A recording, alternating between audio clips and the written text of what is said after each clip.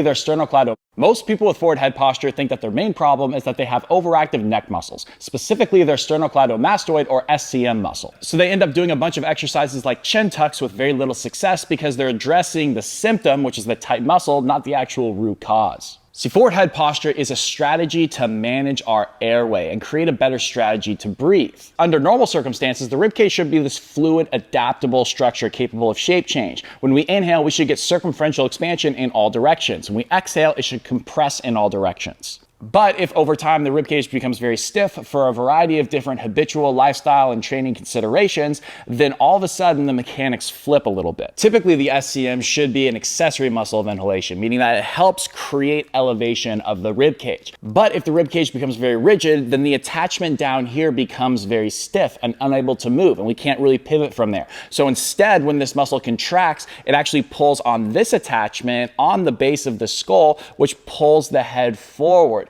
This is the new problem as that muscle tries to work in overdrive to help us breathe. And this is what creates that forward head posture, because the muscle is pivoting and acting from here rather than helping in some circumstances to elevate the rib cage. So to downregulate tension and improve mechanics of the SCM muscle, we want to help create better expansion on the front upper side of the rib cage in particular. Here's an easy way you can start to do that. Lay on your back with your feet up on a chair so that way you have a rounded 90-degree bend at both your knees and your hips. Get a rolled up hand towel and place it underneath the base of your neck so that way your chin can nice and passively be pointed directly at the ceiling at all times. Now this is optional but very helpful. I recommend it. You want to grab two objects about the width of a foam roller or just two foam rollers, because you're going to get your elbow directly at the height of your shoulder like this on both sides, and you want your forearms to drop down onto something like this. This will make it so that way you have very little tension in your body. If they weren't there, you might feel a huge stretch in your chest and back, and you might have to flare your rib cage like this to get there. We don't want that.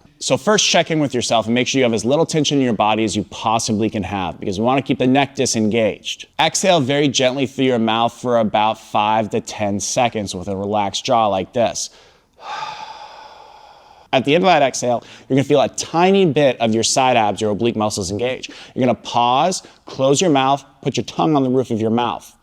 And then you're going to inhale through your nose, not using your neck at all, keeping your chin passively pointed at the ceiling, gently for about 5 seconds. And you're going to feel your chest expand. If you do it right, you want to maintain just the slightest bit of tension in your side abs. This will make it so that way you don't just expand your belly, but you'll get that upper chest expansion that we're looking for here. So a full breath looks like this. Do this for about 2 to 3 sets of 10 breaths.